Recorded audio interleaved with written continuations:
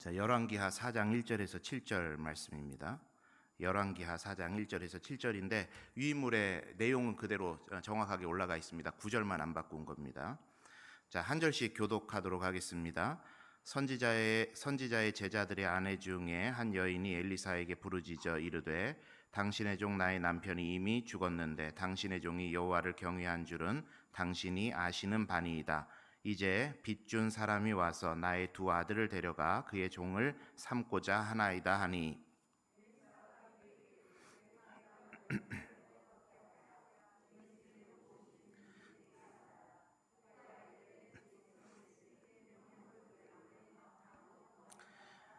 이르되 너는 밖에 나가서 모든 이웃에게 그릇을 빌리라. 빈 그릇을 빌리되 조금 빌리지 말고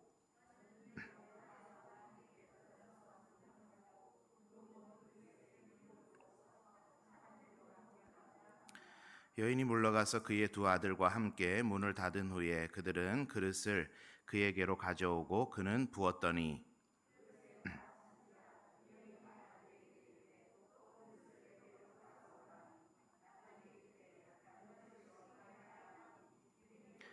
함께 읽습니다. 그 여인이 하나님의 사람에게 나아가서 말하니 그가 이르되 너는 가서 기름을 팔아 빚을 갚고 남은 것으로 너와 내 두 아들이 생활하라 하였더라. 아멘. 요한복음 4장의 말씀에 보면 예수님께서 우물가에서 사마리아 여인 한 명을 만나시게 되죠. 그래서 그 자리에서 그녀의 인생 문제, 인생의 갈급함, 갈증, 그것들을 해결해 주는 모습이 요한복음 4장에 기록이 되어 있습니다.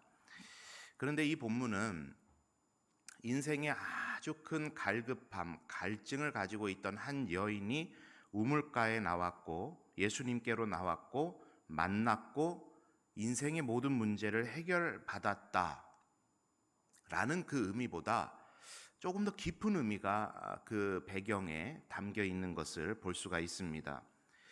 여인이 갈증을 해결하기 위해서 우물로 나왔지만 요한복음 4장 6절에 보니까 이렇게 적혀 있죠. 거기 또 야곱의 우물이 있더라. 예수께서 길 가시다가 피곤하여 우물 곁에 그대로 앉으시니 때가 6시쯤 되었더라. 예수님이 우물에 왜 가셨죠? 예수님도 피곤하셨어요. 그죠? 그 말은 곧 갈증을 느끼셨어요. 예수님도 갈증을 느끼셨고 물이 필요하셨어요. 물이 필요하셔서 우물로 가십니다. 하나님의 아들이신 그분이 인카네이션, 성육신하여 이 땅에 오셨고 인간이 가진 모든 성정을 그대로 가지고 계셨던 그분이 갈증을 느끼셨고 우물로 나아가셨던 거예요.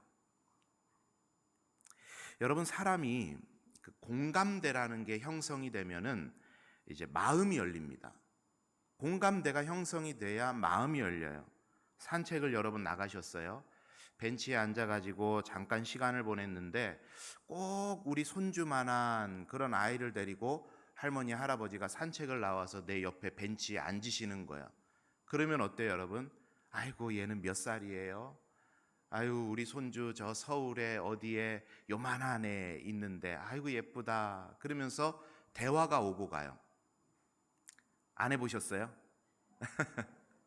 여러분, 강아지 키우시는, 애견 키우시는 분 요새 많은데 애견을 데리고 이제 산책을 갔어요. 산책을 갔는데 저 옆에서 또 되게 귀여운 강아지를 데리고 산책을 합니다. 그러면 저도 이렇게 그 애견을 키웠던 적이 있었거든요. 저 위쪽에 살 때. 나가면 전혀 모르는 사람인데 아이고 예쁘다 그러면서 남에게를 쓰다듬으면서 얘는 몇 살이에요? 남자예요? 여자예요? 아이고 되게 작다, 되게 예쁘다 그러면서 대화가 주고받아져요. 공감대가 형성이 되니까. 여러분, 택시를 탔어요. 이렇게 십자가가 걸려 있어요. 극동방송을 듣고 계세요. 그럼 여러분은 어떠세요? 그냥 뭐 그러거나 말거나 그러고 가세요? 보통은 그래요. 아이고 교회 다니시는가 봐요. 어느 교회 다니세요? 저는 연산교회 다니는데. 네. 이렇게 되는 거예요. 이게 공감대가 사람이 둘이 딱 형성이 되면 마음이 열려요. 그런데 그런 거 하나 없이 그냥 생판 모르는 사람 옆에 왔다 그래서 갈증 나시죠? 물 드릴까요? 남편이 평생에 몇 명 있으셨어요? 뭐 이런 질문 해버리면 어떻게 돼요? 신고 안 당하면 다행이죠. 그런 겁니다. 여러분 참 중요한 게요. 공감대가 형성되면 마음이 확 열려요. 우물가에 나온 여인이 예수님께 마음이 확 열려버렸어요. 왜요? 이 사람 너무 피곤해 보이는 거예요. 이 사람 나처럼 너무 갈증이 나 보이는 거예요. 거기에서 공감대가 딱 형성이 되니까 마음이 열리게 됩니다. 여러분, 예수님의 이러한 행동을 보고 있는 요한복음의 저자는 눈에 보이는 사건, 그저 예수님의 상태, 예수님의 행동, 예수님이 피곤하셔서 우물가로 나가셨다라는 것을 적고 있지만 이것은 분명한 예수님의 의도였습니다. 어떤 의도죠? 하늘 권세를 버리시고 이 땅에 인간의 육신을 입고 오신 것처럼, 그래서 우리들에게 받아들여지신 것처럼 예수님께서 그 여인에게 다가가신 사건이었던 거예요. 여인이 예수님께 나온 게 아닙니다. 예수님이 여인을 찾아가신 거예요. 나도 갈급해. 나도 너무 피곤해. 나도 너무 지쳤어. 너 지쳤구나. 그렇게 예수님이 여인에게 다가갔던 겁니다. 여러분, 기도란 뭘까요? 하늘의 권세가 나에게 찾아오시는 사건이 기도입니다.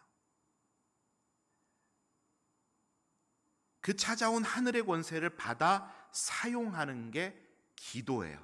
여러분 한번 저를 따라해 보실까요? 기도는 찾아온 하늘의 권세를 사용하는 도구이다. 자, 한번 기억해 보세요. 기도는 뭐라고요?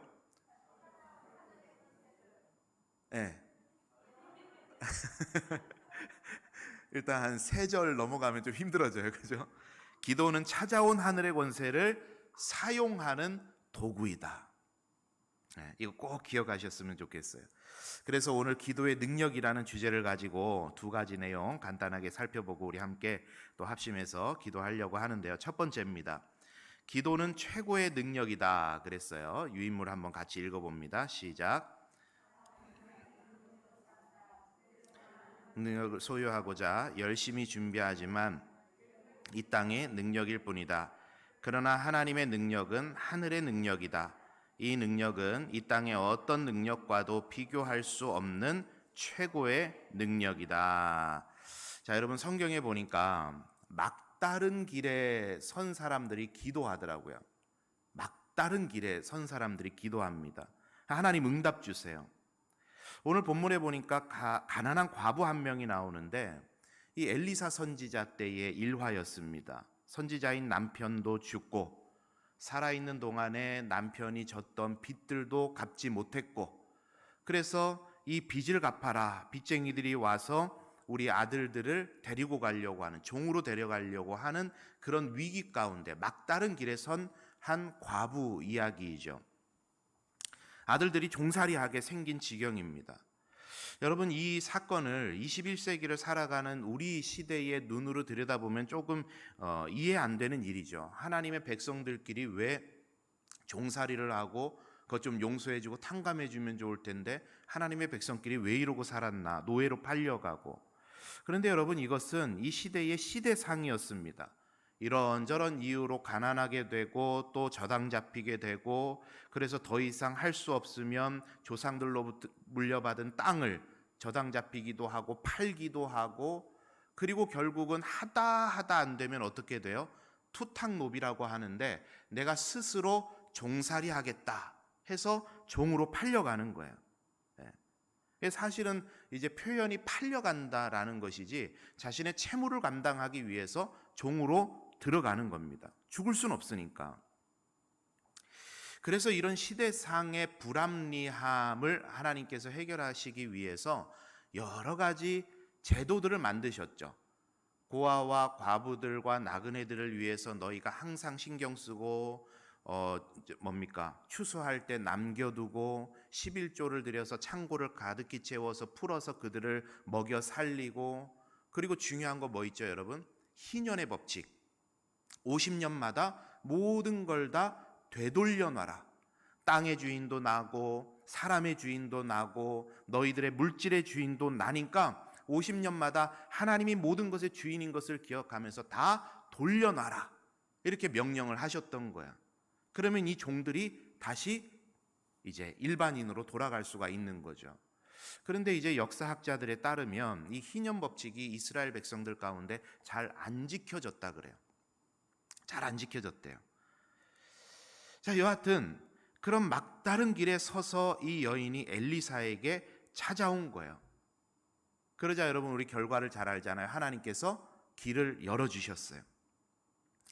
12해를 혈루증으로 고생하던 여인도 하다 안 되니 의사들에게도 열심히 찾아가 봤고 할 수 있는 것 다 했는데 안 되니 누구에게 왔어요? 예수님께 왔어요. 해결 받아요, 못 받아요? 해결 받았어요. 귀신 들린 아들을 데리고 제자들에게도 보이고 사람들에게도 보이고 무당에게도 보이고 이것저것 다 했는데 안 되니 누구에게 왔어요? 예수님께 왔어요. 해결 받습니다. 여러분, 하다 안 돼서 나왔다는 이야기가 무엇을 의미할까요? 하다 안 돼서 나왔다. 우리들의 한계가 거기라는 겁니다. 우리들의 한계가 거기다. 내 힘으로도 안 되고 다른 사람, 능력 있는 사람의 능력을 빌어와도 안 되고 도무지 사람이 살아가는 세상에서는, 이 땅에서는 방법이 없다. 인간이 이룩해 놓은 의술도 안 되고 인간이 이룩해 놓은 과학도 안 되고 아무것도 안 된다. 근데 그때 하나님 앞으로 나오면 된다, 안 된다? 된다. 하나님께서는 어떻게 해서든지 해결해 주시고 그 능력을 우리들에게 공급해 주시더라. 이게 기도의 능력인 줄 믿습니다. 하나님께 나아갈 때 이 땅에서 경험하게 되는 최고의 능력, 그냥 막연하게 최고의 능력이 아니라 저와 여러분이 경험해봤던, 인생을 살아가면서 경험해봤던 모든 사람의 능력보다 앞서는 최고의 능력, 여러분이 경험해보지 못한 대단한 사람들이 이룩해 놓은 그 능력보다도 훨씬 뛰어넘는 최고의 능력이 우리 하나님께 있는 줄 믿습니다. 그 하나님께 나아갈 때 하나님 응답 주신다, 안 주신다? 응답 주신다. 그 능력을 경험하는 여러분 되시기를 바랍니다. 이렇게 하나님은요, 최후의 수단으로 하다 안 돼서 나와도 우리를 긍휼히 여겨주시고 하늘의 능력으로 우리에게 베풀어 주시는 분이십니다. 응답 주세요. 자, 그런데 우리가 여기서 그치지 말고 한 단계를 더 나가보자고요. 하다 안 돼서 나오는 것도 대단한 믿음이지만, 다른 데 안 가고 주님 앞에 나온 것도 대단한 믿음이지만, 이렇게 말씀을 통해서 우리들에게 계속해서 보여주시는 이유가 뭡니까, 여러분? 너희는 하다 안 돼서 나오지 말고 그 전에 나와라. 이런 메시지가 여기 안에 들어있어요. 하다 안 되면 나오지 말고 그 전에 나와라. 자, 그런데 이게 사람들이 잘 안 돼요. 겟세마네 동산에서의 기도 일화가 잘 보여주는 겁니다. 직접 당해보지 않으면 아무리 말을 해도 몰라요. 예수님께서 너희들 기도해라, 깨어 기도해야 될 때다, 시험에 들지 않게 기도해야 될 때다, 와서 기도하시다가 와서 깨우고, 기도하시다가 와서 깨우고, 기도해라. 계속 말씀하시지만 자신들 앞에 지금 위기가 닥치지 않으니까 제자들 어떻게 했어요? 기도를 안 하는 거예요. 안 해요. 예수님하고 유월절 식사도 했죠. 평안하게 기도하러 산으로 와서 산들바람 부는데 거기서 기도하고 있죠. 위기의식이 전혀 없는 거예요. 그러니까 기도를 안 합니다. 이게 사람의 어쩔 수 없는 한계인 것 같아요. 여러분, 교육 방법론 중에 가장 효과 있는 방법이 뭔지 아세요? 체험학습입니다. 체험학습. 말로 하는 게 가장 효과가 없어요. 불 뜨겁다, 조심해라, 아무 효과가 없어요. 그 다음에 효과 있는 게 뭔지 아세요? 시청각 교육. 영상을 보여주는 거예요. 그래서 불에 아 뜨거 하는 사람을 보여주는 거야. 저 봐라 저렇게 뜨겁다. 그런데 그때는 그런 것 같은데 잘 몰라요. 제일 효과 있는 방법이 뭐예요? 촛불 켜놓고 손 한번 대보는 거예요. 저 어렸을 때 기억인데 사촌 형님께서 직구 주셔가지고 제가 초등학교 한 1, 2학년쯤 된 것 같은데 그때 110볼트였습니다. 그 형님께서 이렇게 콘센트에서 전기를 살짝 이렇게 빼가지고 여기다가 혓바닥을 한번 대보래요.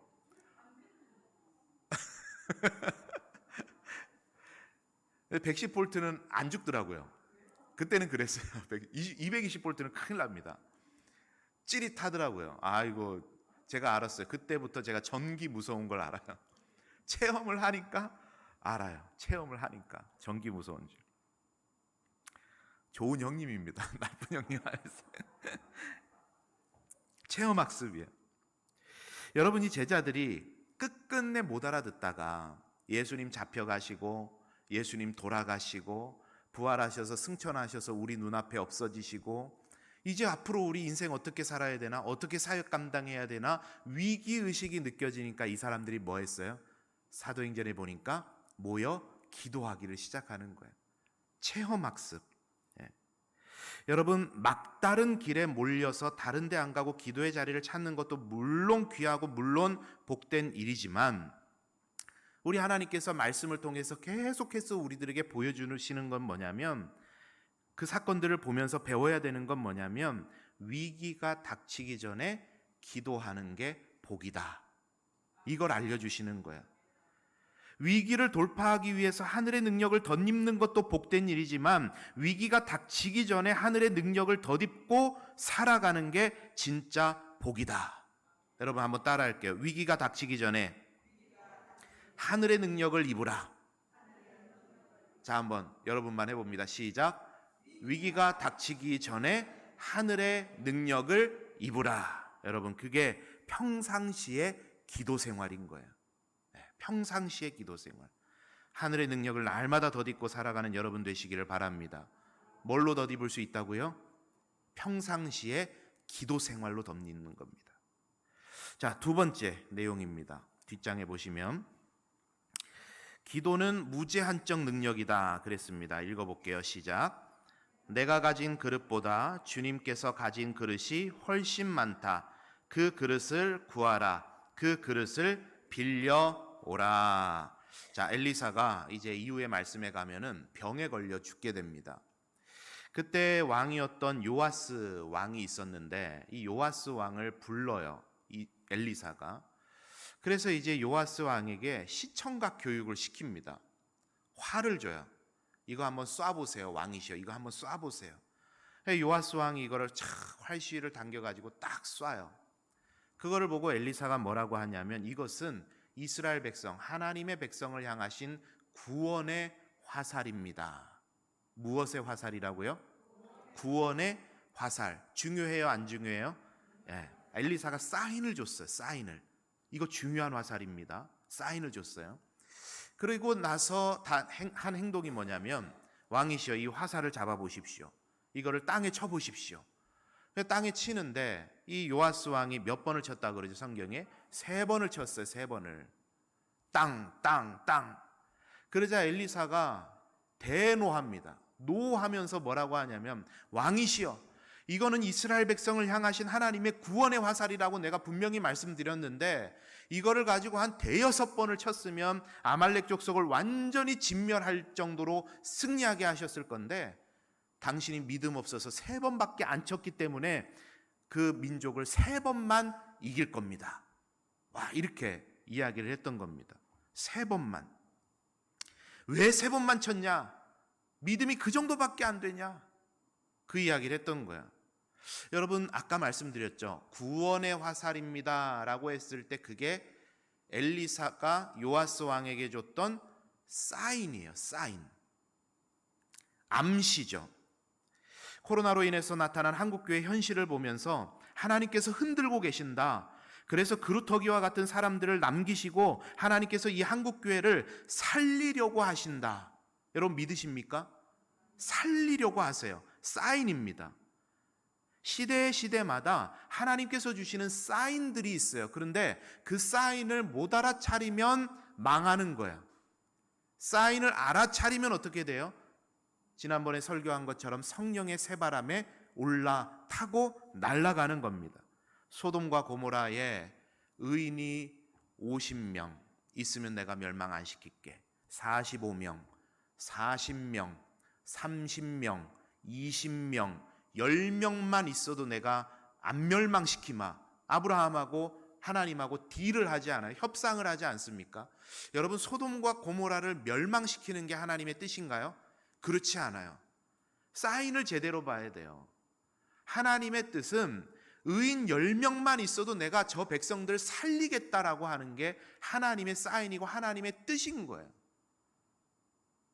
그게 시대를 향하신 하나님의 사인입니다. 그 사인을 놓치면 망해요.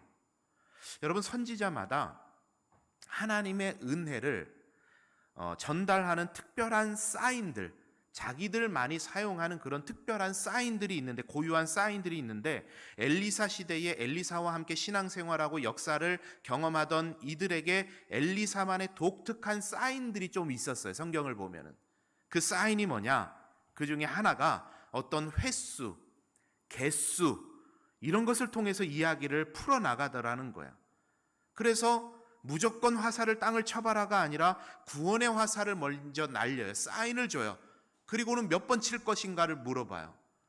그러면 엘리사가 주로 사용하는 게 이 몇 번, 횟수, 개수 이런 거 중요하게 생각한다는 걸 아는 사람은, 사인을 알아차리는 사람은 어떻게 해요? 100번이고 10,000번이고 치는 거예요, 이거를.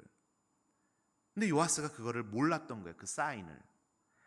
여러분, 이 사건보다, 이 화살을 쳤던 사건보다 앞에 있는 사건이 오늘 이 과부 여인을 만났던 사건입니다. 여기에도 하나의 사인이 있어요. 이 과부된 선지자의 아내가 기름이 한 그릇밖에, 한 병밖에 없다고 하면서 엘리사를 찾아왔습니다. 엘리사가 말해요. 뭘 빌려오라 그래요? 그릇을 빌려와라. 여기에서 엘리사와 함께 그 시대를 신앙생활하면서 그를 통해서 하나님의 사인들을 봤던 사람들은요, 여기에서 알아차릴 수 있는 대목이 한 가지가 있어요. 엘리사는 뭘 중요시했다고요? 개수를 중요시했어요. 개수를. 횟수, 개수. 이 여인이 알아차린다고 한다면 그릇을 많이 빌려와야 돼요? 2-3개만 빌려와야 돼요? 많이 빌려와야 돼요. 이 여인이 그걸 알아차린 거예요. 그 사인을. 그래서 뭐라고 그럽니까? 몇 개를 빌려왔는지는 정확히는 알지는 못하지만 나중에 말씀을 보니까 이 기름을 붓고 붓는데 더 이상 그릇이 없어서 이제 기름이 멈춰버렸다고 성경이 기록을 하는데, 뭐 얼만큼인지는 모르겠지만 결과적으로 빚도 갚고 생활비도 할 만큼에 팔아서 그걸 할 만큼의 기름을 얻은 거예요.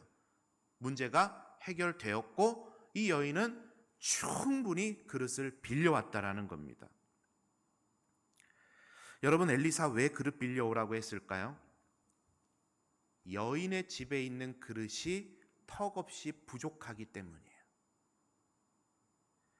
이것이 사람의 능력의 한계를 보여주는 유비입니다. 비유예요, 이게. 여인이 가진 그릇은 턱없이 부족해요. 내가 가진 건 너무 부족해요. 그래서 빌려왔어요. 여인이 가진 그릇보다 더 많은 그릇을 빌려왔습니다. 어디서 빌려왔어요? 옆집에서요? 아니요. 정확하게 보면 어디서 빌려왔어요? 따라하겠습니다. 주님께 빌려왔다. 주님께 빌려온 거예요, 이 그릇을. 무슨 말입니까? 주님의 능력을 나에게로 가져온 거예요, 이 여인은. 내가 가진 그릇은 이만큼 뿐인데 주님으로부터 이 그릇들을 가지고 온 거예요. 여러분, 우리가 그 주님의 그릇을 빌려오는 만큼 우리 주님은 그 그릇 가운데 채워주실 줄 믿습니다. 우리가 빌려 쓰려는 그 주님의 능력은 무제한적인 능력입니다. 빌려오면 빌려오는 만큼 거기에 담아주시는 게 우리 주님의 은혜라는 겁니다.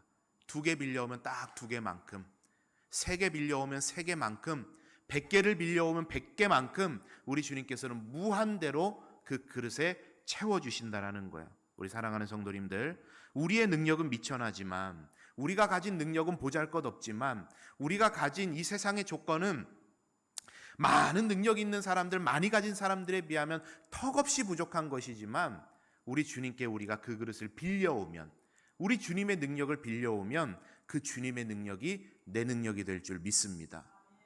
그래서 우리 주님의 능력은 무한대다, 이렇게 이야기를 하는 것입니다. 우리 사랑하는 성도님들, 오늘 두 가지 기도의 능력에 대해서 정리를 하고 우리가 같이 기도할 텐데 여러분 꼭 기억하셨으면 좋겠어요. 우리 주님의 이 기도의 능력은 무한대다.